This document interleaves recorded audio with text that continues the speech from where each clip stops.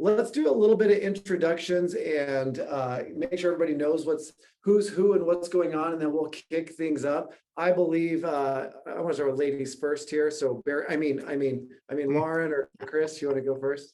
Hi, my name's Chris McDonough. I'm the broker in charge of Jeff Cook Real Estate, and we are a brokerage based out of Charleston, South Carolina, servicing the entire state of South Carolina and parts of North Carolina. Love it. And I'm Lauren Brown. I am the marketing director at Jeff Cook Real Estate. Wonderful. And I am Jeff Cook. I'm the founder of the real estate company, and we are a teamerage. We've got approximately, 180, 190 agents. Teamerage?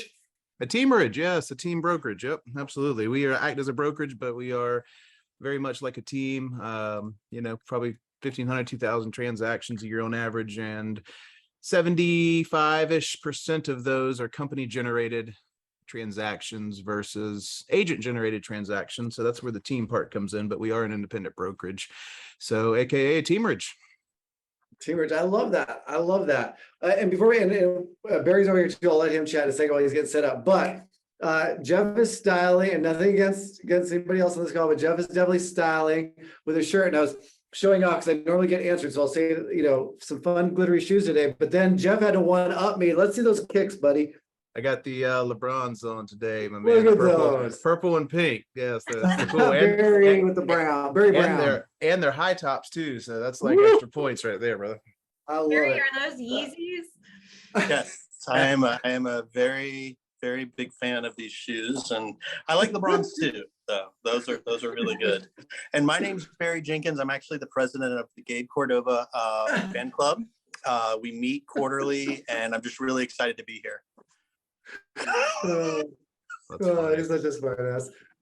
I love it. I love everything. I actually, sorry, a little 30 seconds. I actually, for the first time, got to go to an event outside of the non-Ylopo type thing, but we went to an event together down in Texas last week. It was awesome getting to hang out. And just so you know, when this is being recorded, Barry agreed to let me pick an entire outfit for him for one day at FubCon. So yeah, that might have been a couple drinks in on that one, but I'm already scared. I love it. All right. Well, hey, I want to get going. We got a lot of people here. We're pushing about 100 people in here. For those that don't know Jeff, and you guys might have asked, Jeff's kind of teeing up what him and Chris and Lauren are doing in their teamerage, but I don't know if you caught it, but 1,500 to 2,000 deals, and a majority of those company generated. What they're doing. Give us a little glimpse, Jeff. I mean, as the founder and running this, give us a glimpse into Jeff Cook Real Estate, what you guys have been doing, where you're going, kind of give us a little vision there. Yeah, it's good, man. It's, we're having fun. It's a different market, that's for sure. I think everybody's adjusting a little bit. And, the reality for us is that we are intentionally getting a little bit smaller right now. Which I want to go into that in more detail here in just a few minutes. But the 10,000 foot view is that, we started off in Charleston, South Carolina, not a super large city, just under 1 million people. And we said, let's basically try to dominate the whole state, which has about 5 million people. So we've got several offices spread out across the state. And basically our state's like a big city, basically, right? So, it's 2 to 3 hours in any direction you can get across the entire state. So we basically have launched and cover the majority of the state. We have different agents that can go pretty much anywhere in the entire state of South Carolina. The challenging part is, of course, it's 16 MLSs, which I guess you guys at Ylopo probably enjoy all the licensing fees. But at the end of the day, it's good to be able to say in our marketing that, hey, we cover the entire state wherever you're moving to. And with that, it's about 150 to 180 agents, is kind of our mantra, depending on whether you count agents that take leads or just, non-agents. And of our 1,500 to 2,000 transactions that we do annually, like I said, about 75% of those, between 75 and 80%, hover company generated transactions, which is a really big deal. That's something we're really proud about. Most people that have a large brokerage like that, it's typically 75% of agent generated transactions. So we control the transaction and pass those out to agents. And that's really the secret to our success of how we've grown through the years. I love that. I kind of love the analogy. I didn't really think about it. The 2-3 hours state to state, didn't really think about, or border to border is crazy. So, you and I have known each other for a really long time. masterminding and all that. So I'm curious when you say, you know, because we're always talking for the most part on teams about growth, and you're saying you're intentionally, you know, kind of shrinking and doing things. Help us understand that a little bit more. Yeah, that's good, man. That's really good. It's a big focus of our Q3 is exactly that. And I want to lay it out real quick because we've spent probably a month on it. And we're going to spend probably another month on achieving what I'm going to lay out here. And in essence, what it is we want to make sure that we have the right people on the bus. And what happened for us, unfortunately, during COVID is that everybody under the virtual guys and the not coming into the office guys and all of the, you know, just different ways that real estate was done, hands-free, if you will, it was easy for somebody to, you know, make a good promise in an interview, but not necessarily follow through with the actions and the work that needs to go along with it in order to be successful. And so we looked up one day and we said, look, we've got, you know, if we've got 150 agents doing 1,500 transactions, that's an average of 10 transactions per agent, which, don't get me wrong, that's almost double the average for National Association of Realtors. However, it's not where it should be, right? So it should be 12 to 18, you know, at a minimum on that size. If you're 10 people, it should probably be an average of 30 to 40 deals per agent. But if you're, you know, 150 people, then, you know, 12 to 18 is a really good number. And we had started slipping slightly under that in terms of average number of transactions per agent.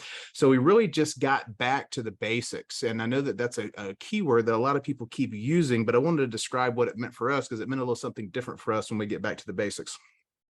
Instead of just having a large amount of people to cover the whole state, we want to have the right people on the bus doing the right things and averaging a number of transactions that will allow them to work in real estate full time so they don't have to worry about trying to create other revenue sources.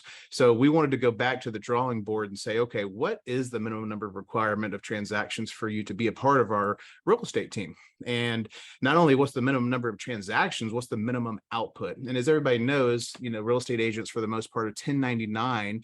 So it's a fine line of what you can require and what you can't require. And of course, you know, it's different probably from state to state, but, you know, our legal counsel has basically said that you can hire and fire and hold accountable based on leads, right? Not necessarily based on hours at the office if they're 1099, but you can reward activities with additional lead opportunities. And that's where it really got interesting for us, is we said, okay, if you're going to get into, you know, some of the Google LSA calls or maybe some more of the layups, then the people that are showing up more, that are participating more, we're really going to reward those people with more of those activities. And it could be ISA set appointments. It could be more of a warm phone call that we would push to an agent, or even potentially getting access to the listing pond. There's different things that we have on a monthly basis. Duty day in our company is a privilege. It's not a chore. And I think that a lot of people get that wrong. It's like, I need you to go sit duty. But it's like agents in our office get to sit duty, right? Like it's a whole different mindset and thought process about that. And so here's how we sort of led it. I've kind of laid out the gist of where we were trying to get to, but here's what we did. We went and ranked every single person in the organization. This is back to the old Jack Welch principle of, if you get rid of the bottom 20%, the remaining 80 rises, right? And so what we did is we ranked everybody in the organization, an A, a B, or a C, right? And so you got your racehorses up top that are absolutely just killing it. You're not talking your database, you're talking your organization. Our people, our agents, yep, the actual team members of the organization. So we ranked them as an A, B, C, right? And so the A's, we said, look, let's sort of, for the lack of better words, figure out what they need, but let's get the hell out of their way and let them be successful. These people don't want to be micromanaged. They wake up every day, they're naturally motivated. And then there's the B's, which are the people that probably could use a little inspiration, motivation, a little shot in the arm. Maybe it's a newer agent that's doing all the right things, but hasn't gotten success yet. You know, the people that, you know, if they stay on the right track with coaching from you, you know they're going to be successful. And then you have your C's, which are the people that maybe at one time produced a lot, but they've fallen off the wagon, or maybe somebody that's a new agent, but they won't complete all of the training classes. But, you know, when they get that one deal, they call you at 9 o'clock at night and want you to do the whole deal for them because they never went through their training, you know? So all of those C's, if you will, we said, you know, let's just put them out to dry and see how it goes. And so we created something that's called a personal improvement plan. And Chris, I don't know if you have the ability to maybe to pull that up and share it here with everybody in just a second. A good old PIP. So we brought the old PIP back. That's what back to the basics is all about for us. So we got the old PIP out, and we basically said, everybody that's a C, we are going to give you 30 days in order to go through a personal improvement plan. And in essence, we may or may not be able to get a copy of here in a minute, but I want to describe for you what it is. It basically goes through, and it's unique for each person. So if Gabe, for example, is on my team and Gabe needs to participate in a PIP, it might be a situation where we say, okay, you need to make number of dials or attend sales meetings, appointment set met. You guys can see it here on the screen, a number of open houses. And as you can see, each one of these have different check boxes. And so the agent has the ability to participate in what do you think you need to do in order to be successful, along with the sales manager. And we scheduled that day out 30 days. Down at the bottom, you can see where we scheduled that out 30 days to continuously have meetings to make sure that the PIP has been followed. And what we found in this is that some people are unmotivated no matter what. Thank you for sharing that, Chris. We can get that over to you guys, Gabe, so that you can do it. Some people are motivated to learn how to do things better, and some people are just unfortunately unmotivated. So we made a decree that basically said, look, if you're falling into a category of a C, and you're not willing to do the things that we ask you to do, unfortunately, this is your notice that you're leaving the company. So it's either complete the PIP and move on or not. And as a result of that, we exited probably the bottom 15% or so of our organization. And then whenever it's miraculous what happens whenever the remaining people realize that they are now the lowest producers in the organization when 30 days ago they were not. And so this is what really motivates a B talent person, is whenever they say, you know what, if I don't get my stuff together, then I am now going to become the C with our new rating system. And so every 3 months or 6 months, we're going to do it again in January. We're rating the organization and where do you fall? And if you are not as an A crushing it on your own, or B on the way to crushing it, if you're falling into that C category, it is a requirement that you move into a B category, or else you have to leave the organization. And whenever we started publicly saying this and publicly enacting this, some people naturally said, you know what, I'm not willing to make the phone calls. I'm not willing to do it. Or other people have said, you know what, I am willing to do it. Now I know I have to do it, so I'm going to go do it. And what's really unique is you couldn't really pick who's going to succeed and who's not ahead of time. It's really interesting. People surprise the heck out of us, sometimes in a good way, sometimes in a bad way.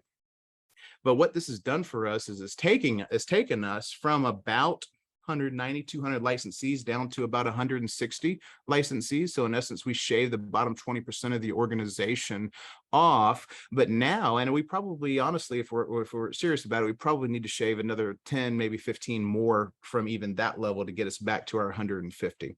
But I've said it multiple times to our team, I would much rather be in business with and participating on a daily basis with 150 people that are willing to show up, that are willing to work, and maybe they still have a little side hustle that they're trying to do while they get into real estate full-time. This isn't a full-time, part-time thing.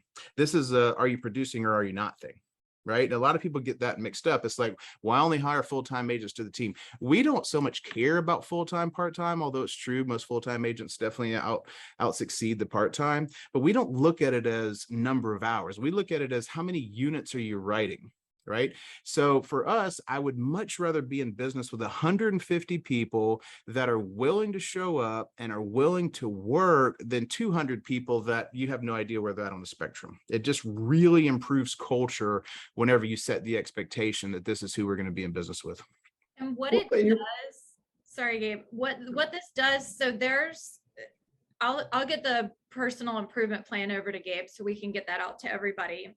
From a broker standpoint, there's no greater risk to your brokerage than someone who doesn't do a whole lot of transactions. So that's a liability. It's bad for business. It's bad for the client experience. It's bad for the agent when they get into legal trouble at some point. And also, like Jeff said, this isn't where we started as a brokerage. It's where we evolved over time, especially over the COVID years. We were really trying to be accommodating and have a place for everyone. But what we found looking back, we understand that COVID still exists and it affects a lot of people, but looking back at where we grew during that time, we make a commitment and a promise when we're recruiting people that we're going to help you find success. And what we don't want people to see is us letting people go as a negative thing. We're holding ourselves and our agents accountable to the level of success. It has to be a mutual thing, because we can't promise you that you're going to be super successful at our brokerage and not hold both you and us accountable to that. If we're all not willing to put in the work, then it's not a good marriage. Well, and Gabe, what I really like about this, I forgot the name of this webinar, but it has the concept of like the tools that you're using to grow. And I've been advocating that when there's a shift, at some point, we all got to just make a decision. And when I say we, professionals, are we willing to do the work or are we not? And it's really commendable that your organization decided to operationalize that and say, look, here's who we want. This is what they look like. And then hopefully we'll hear more about those, let's say the 150 that are left. What are you, I don't want to use the word demands, but what are you asking of your team to stay in that A or B outside of just selling houses? Because if I'm a B and I'm doing all the things that you asked me to do, but I'm still not selling houses, at some point, how are you helping those people to become successful? Yeah, it's great, man. So, let me speak to that. And I want to talk to not only what's happened with the B's and the A's, but in addition, just why we made this decision. And let me hit on that one first. So if a B still comes in, the new part of the new performance improvement plan is that you have to get on the contract run rate of 1 per month. You have to be at least doing a deal a month. If you're not doing a deal a month, why are you in real estate? Like, what's the point? Or at least why are you with us? Right. I mean, because think about this. And yes, it's a website registration sometimes, and there's an informal. But as people start getting involved with our brand and looking us up and knowing that we cover the whole state, and then if I have an agent that reaches out to them that's not an agent that's well-versed and professional on how to help them, that makes our organization look bad and it makes your team look bad. So the reality is our clients demand something better.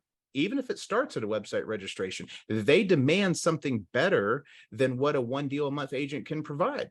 So a 1 deal a month has to be the bare minimum. And if a B can't catch up to getting to a 1 deal a month on average, what in the world are they doing on our team? Why are we allowing them to stay there, right? And here's what's happened on this thing. A lot of the Bs and even some of the A's have said, hey, I don't see the PIP as a negative thing.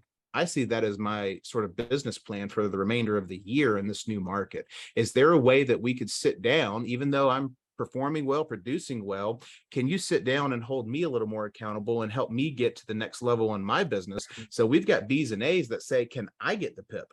Can I get on the personal improvement plan that we check in with a couple times a month?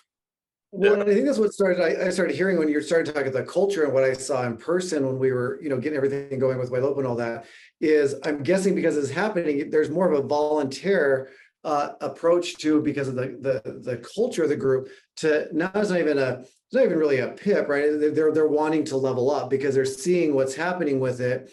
The ones that don't want to are almost like attritioning out. Mm-hmm. And I'm guessing, Chris, because you're the managing broker, right? So you're dealing with a lot of I'm guessing the contracts and the paperwork. I'm guessing the people probably when this happens that you spent the most time with and probably biggest issues are probably the ones that are almost phasing out, I'm guessing, right? It does. And what it does is it clogs up the whole system. So we have an operations staff of right around 30 people.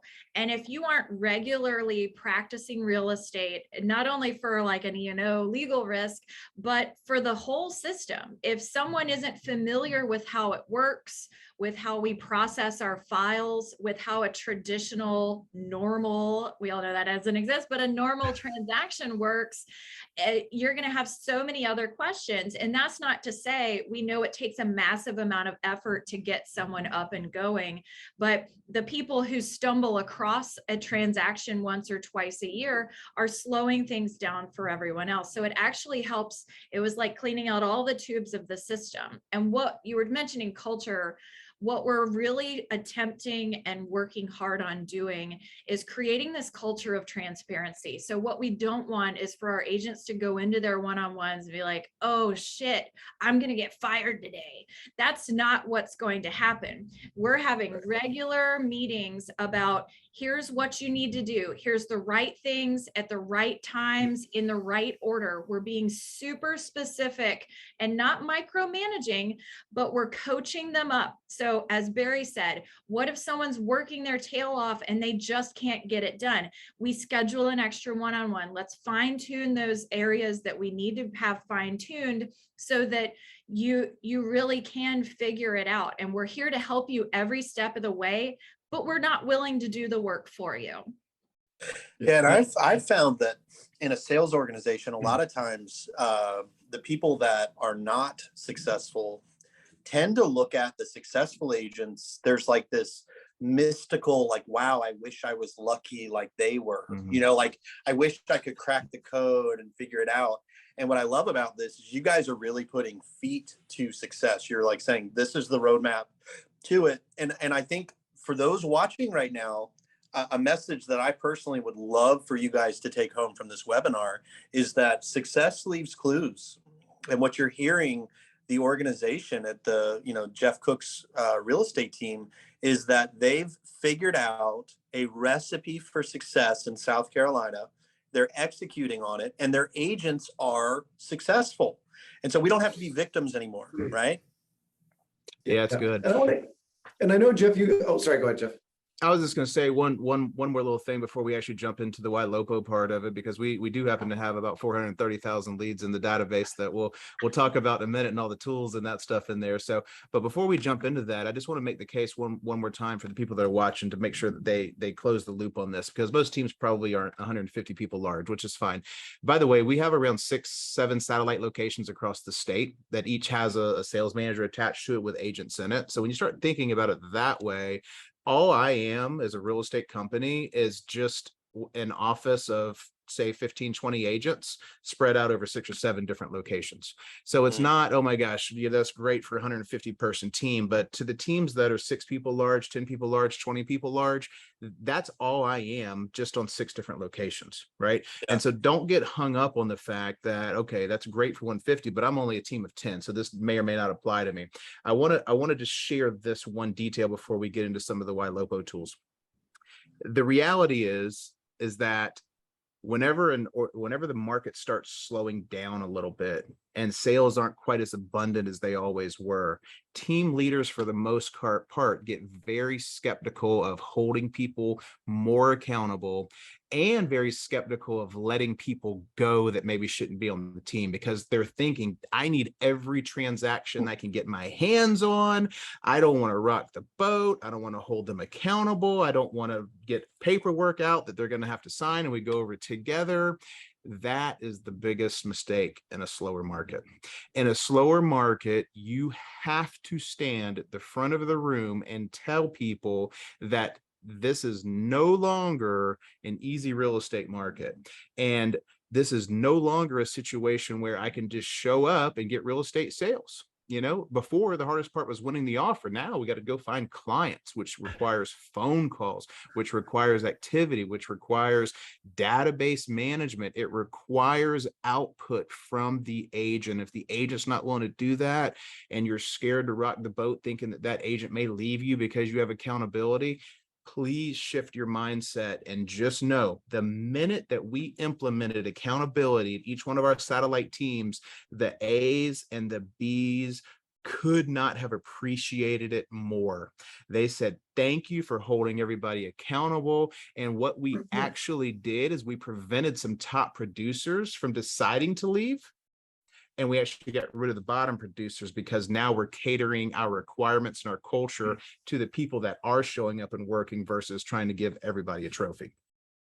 This is fascinating to me. Jeff, do you feel like you, and forgive me if I don't have the timelines right, but the market crash in 2008, 2009, were you around back then? Oh yeah. Yeah, I remember it well. Yeah. So do you feel like that you're taking some learnings from that into what you're discussing now? Totally. In 2008, it was like, hey, if you showed up late to duty, no big deal. If you didn't want to be accountable, come to the sales meeting or walked in late, no big deal. I couldn't afford to lose you. Now I can't afford to have you if you're not willing to be there early. That's a big change. That is a big change.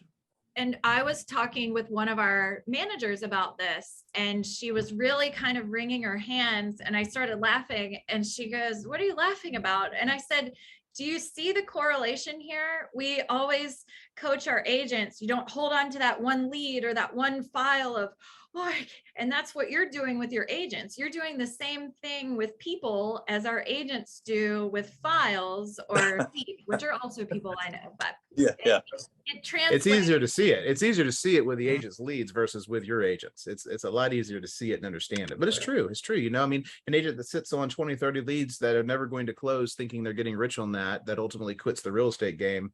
You know, we see that as team leaders. I'm like, that's silly, right? So if I'm sitting there with 10 or 20 agents that are never going to sell a house and I think I have a successful team, who am I fooling here, right? Yeah, like, it's crazy. That's where your time's going. Yeah, and I'll say this one last part before we jump into, you know, the Ylopo side of it. A good public hanging in the courtyard square really gets everybody back on track, right? And so this is why me and Chris balance each other so well, is because she goes, well, we're not going to fire you. My ass is like, if you ain't selling a house, you don't have a position here. That's why she has to balance me out, because like she'll be like, all right, come on off the stage and let me talk to them all for a few minutes and make sure they don't all leave, you know. But like, and that's really good. You got to have that balance. You got to have the good cop, bad cop situation. But I'm telling you, man, if I have somebody walk into the sales office late, man, or walking to do, I mean, I'm locking the doors. I mean, you're staying out in the rain because I ain't got time for you to be late. If you don't take this serious, I ain't taking your family's income needs seriously either. Good for you. You got there. That's the thing. Everyone's like, oh, I don't want a real job, so I'm in real estate. This is a real job. This is the realest job you are ever gonna have. And it needs to be treated as such. And so Jeff jokes, we do really balance each other really well. However, the appreciation of the transparency that we've had, this hasn't been some guerrilla movement. We've had emails, text messages, in-person conversations with every single person in the organization of what an A, B, C agent is, what it means, the expectations. And even those who have unfortunately had to leave the organization, they're like, I get it. And it's just to know where you stand. It's been really great. No, I love that. And Jeff, I know you're a little short on time, so I know if you guys see Jeff disappear, he had a prior commitment. We wanted to give him as much time as we could. But I had so awesome. Omar just asked, I would love also, because I'm big ABCs, as you guys already know, my database. Omar just asked if we can get those definitions or some highlight. If you guys have something to share with me, I can pass it along with the other form. Sure. Would love to kind of give some color to how you guys see that for someone to kind of adapt. Yeah, we will. And keep in mind, it's different for each team. Whenever I was a team of 10 or 15, you weren't a B by doing 12 deals. That probably was a C then. You know, just keep in mind, the bigger the organization gets, unfortunately, the less transactions per agent gets. So we'll share hours with you, but if you're not a large organization, you might want to beef the numbers up. I love that. So, and go ahead, Chris. Well, what really helped us grease the wheels to get to this point was our interactions with Ylopo. So Jeff mentioned this earlier on the call, we've got right around 400,000 leads that we use through a system, Follow Up Boss. And that merges really well with Ylopo. Bye, Jeff. Thank you. Great job, Jeff. We have all these leads. And we have, again, as Jeff said, if you weren't on here in the first few minutes, we provide leads as part of our package to our agents of what we provide to them. And then they work the leads and they pay us a referral fee.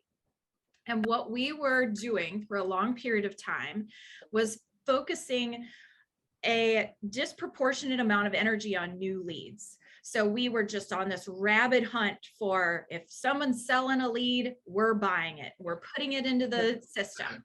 And what Gabe and Barry really taught us was how to get the most out of the leads that we had. How do I, an older lead is actually better than a brand new lead. So what we were doing, and we were talking about this before the call, if we had an orange orchard, what we were doing was spending our time, our money, our resources and energy on planting all of these new trees and going, you're going to do great. You're going to do so good, little tree. But what we really should have been doing was fertilizing and nurturing and watering our existing trees so that they bore more fruit. And that's what Ylopo helped us to do in shifting the way we run our brokerage, and especially how we manage our leads, is really figuring out how to get the most out of the leads. We're retargeting, we're remarketing them. We're doing all of these great things when we were just chasing shiny objects for a while. And so that's what we're doing on our, of course, if you're looking to join a brokerage in South Carolina, we're always looking for a good agent, but you know, we're looking to help our agents get the most out of their production, which in turn means getting the most out of our database. And we were really, it was embarrassing how underutilized our database was, because it's enormous. It's absolutely enormous, but we should have been closing a lot more transaction out of that. And you guys showing us how to use these tools to get more out of our database has just been a game changer. So exciting.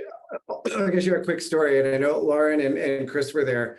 And kudos also to Jeff Cook. What they're also not talking about, Lauren and Chris, I've seen them several events, they're putting the time in learning, but then they're also going back and implementing and training it to the team. Right. So it's not just watching a webinar or going to an event. They're coming back and they're implementing, they're investing in the training. And I was fortunate enough to be at one of the trainings going through this when we went through, because we're looking at this database. And everybody knows Barry and I absolutely love, remarketing. We talk about it and get more out of what you got. I think Lauren watches the numbers, right? Numbers person is like, how do we get more out of what we've got versus just buying more and more? So we went in, found all these people that hadn't been to, their Ylopo site, that weren't in remarketing. And it was a lot, but we worked with the account manager, get everybody in there. And we thought it was going to get turned on a couple of days or a week, I think, before I got there to this training. And it ended up being a little bit closer to it. But as we're training it, people aren't really aware what's going on.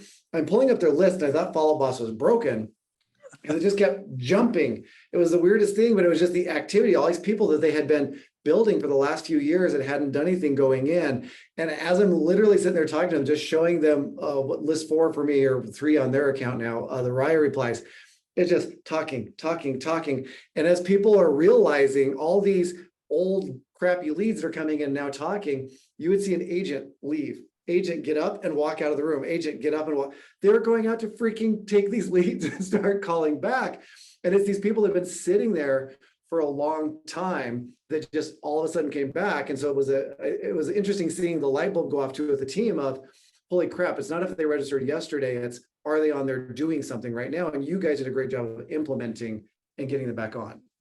And you're right that it's not just every mastermind, every conference that we go to, Lauren and I are typically there. It's kind of like you read the same book, but you walk away with 2 different things. Lauren and I can sometimes get to the same place, but we go about it different ways. So we'll take furious notes, and then we come back and compare them. And then we decide, this is what we want to implement now, later, and then rainy day. And we start putting things into place. And this is one of the things that we learned how to do. And you were so generous with your time to come and train us, but it's not, when you train on things like this, it's such a mind shift for not only the organization, but the agents. Rolling it out has to be an elongated process. So you have to figure it out. Lauren has been instrumental in helping us roll this out to a larger organization in a very painless way. She puts together focus groups. She puts together small pockets of agents to try things for a period of time and work out kinks so that they can provide feedback. Because what you don't want to do is go, oh, isn't this going to be great? And then you roll it out to your entire organization, and then you just have this upheaval of turmoil because there's problems. And with anything, I mean, if I switch from Gmail to Yahoo, there's going to be some hiccups. So by identifying these hiccups, what Lauren is really excellent at doing is collecting that feedback and getting things to 98+% before we roll it out to the group. And then when we do roll it out to the group, we not only have these top producing crushers who are already, because they've been part of the focus group, it's they're highly invested in what we're doing, they're excited, they're bought in. They then assist our leadership with getting other people on board and also training them. And then we do numerous trainings. So we do it at the company-wide level, we do it at the office level, and then we do have those one-on-ones with people who are already there. So it's not just well, let's sign up and see how it goes. You have to really be strategic and thoughtful so that you think about like a little roller coaster. So we're at the front of it, but if we're making lots of changes at the front without being thoughtful about the people who are in the rear of the roller coaster, they're the ones getting their heads whipped around. So we really want to make sure that they don't see this as a very turbulent experience, and it's in their best interest. Yeah. Yeah, Lauren, one so I thing know you were instrumental in that. What were some of the things that you did to get there? Because I think that's where a lot of people are failing, right? And like Chris said, you're instrumental in actually getting it implemented and getting it there and getting it rolled out. Can you share some of the things you did to get to this point? Because I think it's real easy for a lot of people in the front to get credit for that, but I've seen you and been on those email threads where you're doing that. So what are some of the challenges and successes that you found? Yeah, I mean, I think switching CRMs taught me exactly what I needed to do and not do, because we were in another CRM and switched to Follow Up Boss. And I was very much given, you got 2 months, you need to learn how this works, and then you need to in one day teach everyone how to do it. And I felt the effects of that, of being the only person understanding a system and then having to get 200 people understanding a system.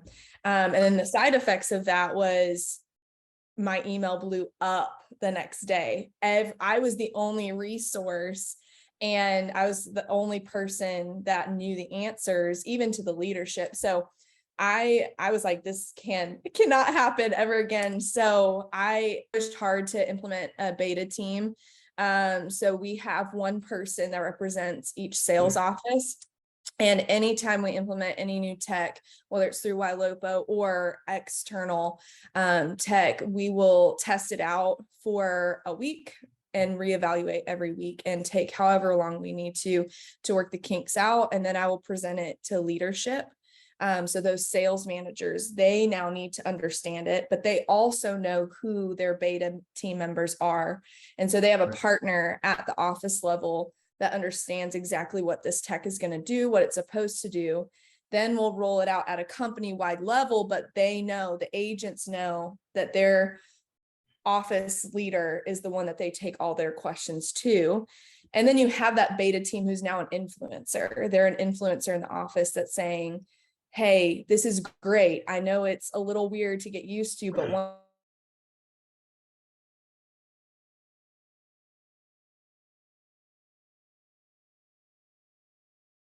to actually do it right. Like, they've got that at the office level for them, and they're that voice for me. Well, and they're working with a smaller group of people to actually implement. And I think tying it back to what Jeff said, even if you're not a massive organization like this, but you're a team of 5 or 6, you can still have somebody baiting it that's focusing on it to test it. Is it a win? Is it not, to get going? So what you're talking about is still scalable, even if you're not. Yeah. Even if we were at one office of like 15 people, doing anything in isolation is not wise. Like that, you're going to base everything off of feeling. You're going to base everything off of just what your brain can think of. So, I mean, getting at least 3 people in a room to go through it and test it is just super important. And what that does by having them, not only can they teach it to the other agents and support the office leadership, but it provides the entire organization with that social proof. It's not just me, Jeff, and Lauren going, it's going to be great, wait and see. We have these others going, I've done this. I know what the results are, and I know you can trust that this is going to work because I too have done it. And so it really gets that community buy-in by her rolling it out this way, which is just genius. I love that. So those that are using Ylopo, because there were some keys here again, and a big focus of what we were doing wasn't, hey, let's go in and do a bunch more spends. What were some of the things that you guys implemented with Ylopo that I think people are coming in like, okay, what are the tools? You hit this earlier. It's not about getting more and more tools. It's using what you have at least to begin. What were some of the things that you guys changes that you leverage? And can I show something really fast? Sorry, just it always amazes me. So again, we're talking about not just buying new. So look at this last visit column, seconds, and I blurred out information here. So this is only people that are more than a year old. I'm only looking at more seconds, 2 minutes, 3 minutes, 3 minutes. This was not by accident, right? You guys, I'm going to go 2 years and older. It's super active, but you guys took steps and did things. So I'd love to know some of those things that people listening, like, okay, what tools am I probably paying for at my disposal? Are you guys using that are helping get this activity? Yeah. I mean, obviously the remarketing was the first shift that we had to make.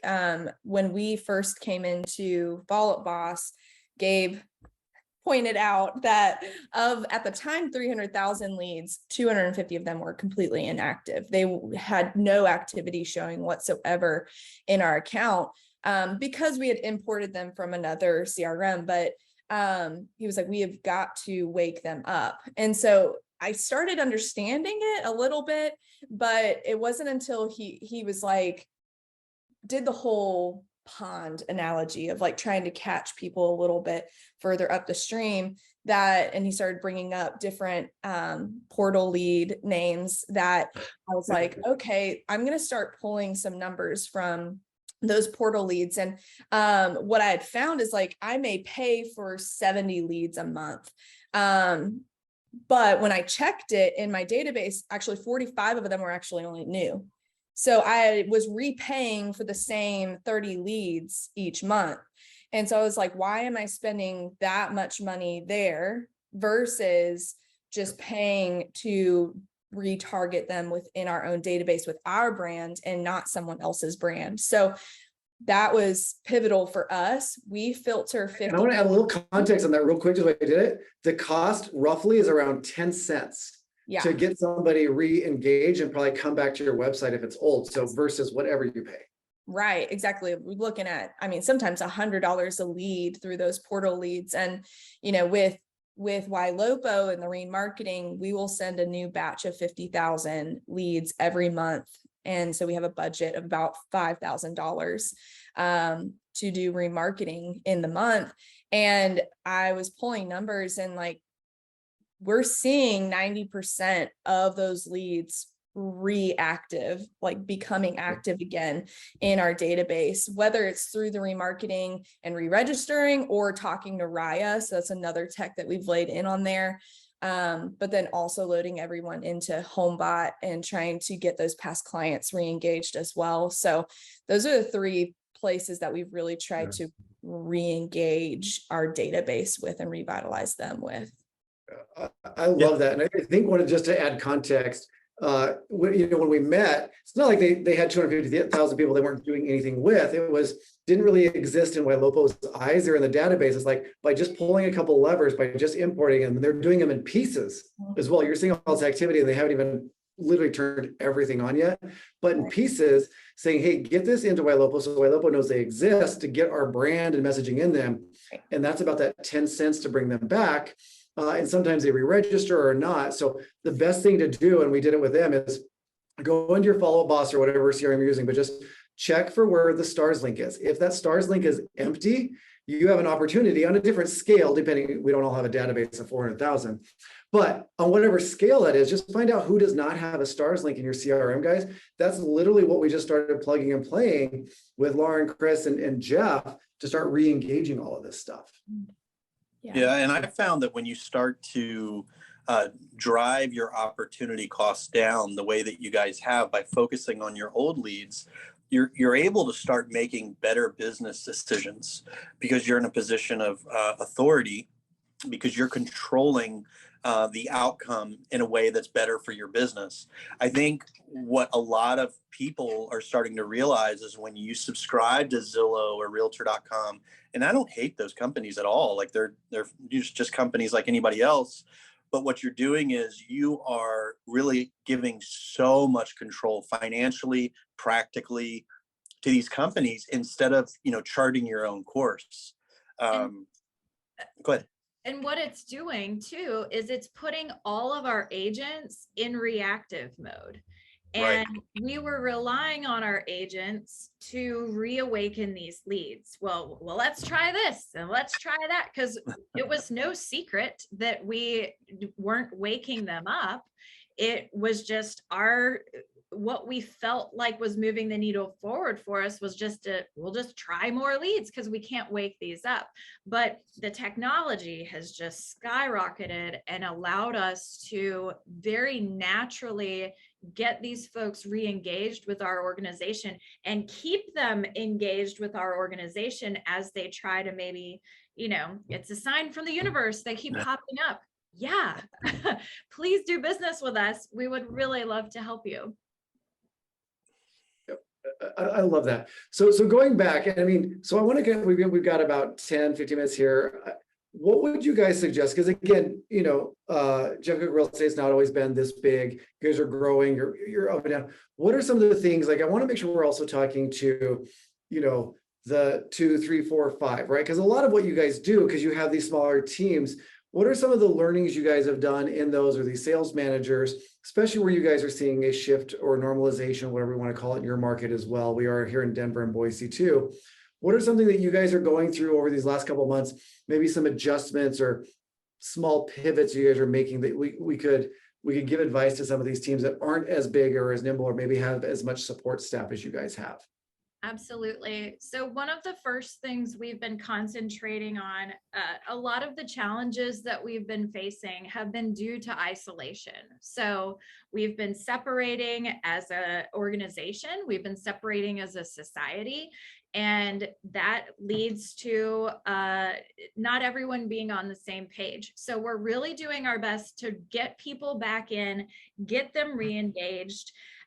This is I heard someone say this recently, it's a contact sport. You have to be in contact with each other, in contact with your leads. So getting people back in, getting them re-engaged and excited about being a part of the organization, because we were just all as a society for a long time, just doing the best we could. And that doesn't leave a whole lot of room for strategy. So the first thing we're doing is getting everyone back in. And yes, we realize that times have changed, people's lifestyles have changed, and some of that means that more things are done virtually. But getting people re-engaged with us and re-engaged with each other has been really important. And also making sure that we're very transparent about what's going on with the market. We're talking constantly about education, educating yourselves, educating your clients. The media is not exactly on our side on this round of, this turn in the market. And that's exactly what it is. So getting them re-engaged, getting them educated so that they can easily talk about the market to their clients, what to expect, what's normal, and also making sure that they are educating themselves on the history of the market. We don't want to just look at right now, because it's really helpful to take our hot air balloon up to 20,000 feet and look at, hey, this actually isn't that bad. But if you're looking at just this teeny tiny slice in time, it can bring up a lot of fear and anxiety for a lot of people. So those are the overarching views. Now, when it comes to the actual offices, what we're really having them do is sit down with our agents one-on-one and talk to them about their business plan. Your name may not be on the door, but this is your business. This is your livelihood. You are not getting paid to show up here every day and play office. What's your business strategy? So helping our agents by connecting with them and getting them to really buy into the vision that this is their business and it needs to be treated as such. And in doing that, we're helping them create a business plan through the performance improvement plans, through the coaching, all of that, to get them to know, this is what I need to do, this is when I need to do it, and here's how I do it consistently to build. And those are sort of just that's very broad. I know we don't have a whole lot of time, but those are the main things that we've been really talking about, and talking about them regularly. It's not that no one listens to you if you say it once, but you have to coach people in a way that helps them get around to thinking that it's their idea. They need to hear it enough times and be exposed to it enough times that they wake up in the morning, they're like, you know what I'm gonna do? And then their manager's like, that's a great idea. I wonder where you got that from. But it has to evolve naturally for them, because you can't force people to do anything, even if you are paying them. So it's really it's really been great. And I know it, back to basics, but that stopping the chase of shiny objects and nailing down what actually moves the needle forward. And that's investing in our agents, investing in our clients and that relationship and getting deeper on that level to make sure that we're providing this amazing customer service to our clients. That's really just trying to go at least one level deeper on everything that we're doing instead of glossing over things. I love that. And we're down to a few minutes here. I want to get to some of the questions, and Jay had just asked, I'm going to go back through those. How do you get, AI, Raiya, to start retargeting these older leads and engaging them? They all have stars links. So one thing that we worked on together was, first of all, make sure they have stars links. So if you've already done that, what we then did, and we rolled this out. Now you have so many leads, I don't even know if it's done yet, but we then found all the people that hadn't been set up on any type of listing alert yet. And we just did a very general greater area for whatever that market was, because they have the different market centers, and go in and get them set up on a general market dynamic listing alert. That is free. That costs you nothing to do. Get all these inactive people. Don't think about the 5%. You're under contracts, you're hots. That's not what we're talking about. We're talking about the cold, the inactives, all of those. Not only are they just on remarketing, but now get them on that dynamic listing alert, because what happens is, as they start clicking on it, not only were they coming into the Jeff Cook Real Estate database, but that starts triggering behavior texts, right? Behavior texts are already included with your Ylopo. That's not AI proactive. This is just now because there's new behavior coming in. It starts triggering a ton of activity. In fact, I'm fascinated with your guys' database. I love it. And I love watching and the activity that we've generated.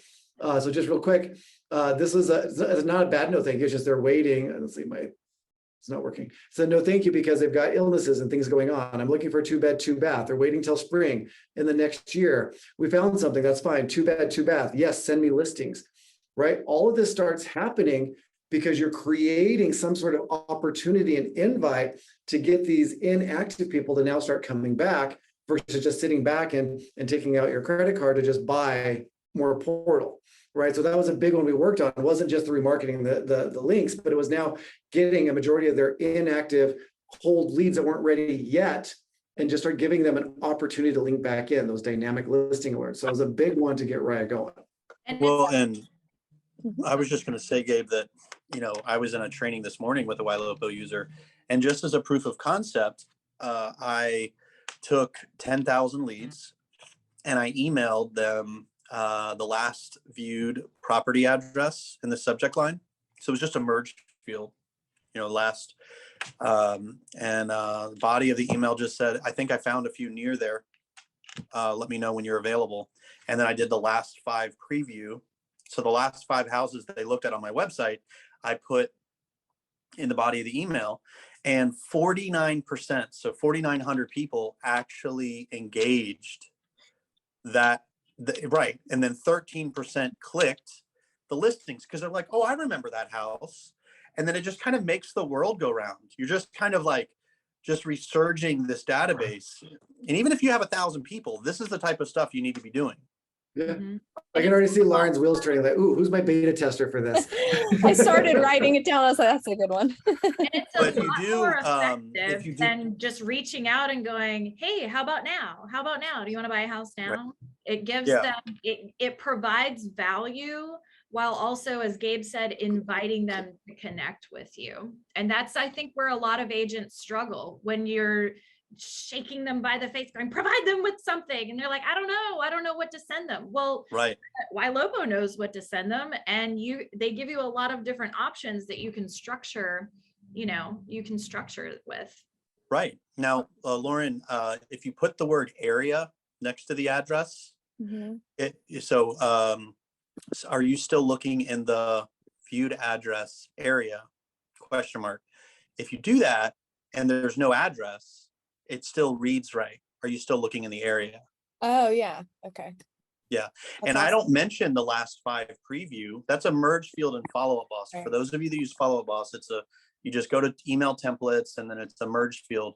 I don't say that I found 5. I don't know what they've looked at. Right. But, it puts it on there and it makes your priority alerts light up like a Christmas tree. I love it. Right there. Yeah, Right. I wanted to chime in on the Raya stuff. I Yeah. think Raya is amazing. And I think the beta test would have made it even better initially launching it to our company, because there was such a misunderstanding of how the tech worked and how to get it to stop and how to go into stars and how to jump in and the different buttons. And I think we just rolled it out. And so there immediately became this, don't touch my leads. Like, I don't need you talking to my leads. I can do it. I don't need an AI to do that. And it became very protective. But as soon as we sat down and did way more training and Gabe pulled up that smart list, that is the most used smart list now in our company. It might as well be number 1 on the list. So much so that we've even gotten our database manager. We decided to invest even more in our database by hiring someone to oversee the database. Love it. They will go into that smart list and cherry pick any conversations and tag the duty agent just so that they can get alerts on those. So I think that's even more testament to how you roll out these things, because you could roll it out wrong and then blame the tech later, but that it really wasn't necessarily the tech. It's how you rolled it out to your company and how you understood it. So. And what I love that you guys did, like circling back to the beginning and talking about, the ABCs of your organization, getting them to level up. A lot of what you guys did wasn't just buy more leads, call more people we haven't spoke to. You invested in Ylopo and all the activity that it creates in your database, and then showed them how to now respond to inbound activity, people reaching out, raising their hand and all that versus chasing more. And that's part of our commitment to them. As we said, we bring you in and promise you excellence. We bring our clients in and promise them excellence. And we are the ceiling for our agents. They're either going to outgrow us and leave, but in order to stay ahead of them and provide them with, we don't like to harp on how bad we had it way back when we were rubbing sticks together trying to get leads, but we really are trying to make our jobs to make it easier for them than it was for us. And that's something that it's a mutual accountability. We're holding you accountable to your promise that you're going to get in there and crush it every day and be the best salesperson we've ever had. But we have a promise to uphold on our end as well. And that does include investing in training with the latest technology so that we can allow them the opportunity to help as many people as possible. I love that. And Colleen asked, because I think we brought up portals and stuff. So if I have leads, even if they're relatively new, that aren't a stars link, so that's typically something else, should I be getting them set up with a link in your remarketing? Right? It's probably a resounding yes from everybody, right? Because even if they're new, you still want them when they leave your site. They're not going to live on your site forever. Let them see your brand. And to me, if you're doing Zillow, Realtor, anything where they're coming from a portal, your job now is to get them off that and onto yours where they don't see anybody else. Well, so most of our open house visitors are coming because they saw it on Zillow or Redfin. And so they come to our open house because they saw it on these other platforms. And we just have, hey, sellers asked to keep a log of attendees. They register, and we have new agents that are doing one open house a week. And they on average get about 5 attendees. That's 20 a month. And on average, 2 to 3 of them engage Raiya, open up listing alerts, save homes. It's a very empowering phenomenon that we're experiencing. Somebody's asking questions about the emails. Yeah, and we're on top, so I want to respect everybody's time too. I think they were asking if you sent all 10,000 through a batch email and follow-up, boss. I did, Oh, you and rolled I bought SendGrid's $14.95 plan a month, and that's just a nerdy little thing where it attaches your physical address to your email domain, and it makes the email providers trust you a little bit more. So, yeah. Yep. Everybody write that down. I also just realized, completely unplanned, all of a sudden I I looked saw down, you I'm like, drinking out of oh, that. I'm using, I didn't even plan it, I swear. That's You awesome. really did come All to right. us, and we gave I it. away. did. You got swag. That's awesome. I did. Well, I had to fly across the country, but I love it. It's heavy. It hurts. All right, guys. Thank you. Thank you. We're gonna get I don't know, Lauren or Chris, if one of you will send me the couple things. I want to make sure that we're getting those to all the people that registered as promised, that the PIP thing, and then your definition of the ABCs or outline so they can adapt it. That'd be awesome. Barry, do you have something you're gonna? Everybody's asking about it's SendGrid. By the way, it's horrible to set up, so you're welcome. It is a pain, but it's integrated with FUB, but it's a pain in the butt to get that additional. Yeah. So Chris, Lauren, any departing thoughts you want anybody to part with before we sign off here? Yeah, just hang in there. Thank you for your being here with us today, and just keep loving on your people and trying to figure out how to get more oranges from your existing orange trees. Lauren, anything from you? Oh, I'm good. What Chris You're said. good. I already know. Implement. I already Good know her. I see. She implement. Guys, thank you so much. I'm sure we'll see you back. I want to have you guys back to go deeper into some other tools and some of the trainings you guys did, because they had, Barry, you didn't say, but they had an insane just training for their organization. I'd love to pick out some of those pieces and what you guys have learned to help people train and implement as well, because I think that's where we fail. So Anytime. awesome, guys. Thank you so much for doing it. Thank you, Barry. See you in the next meeting. Thanks. See you guys.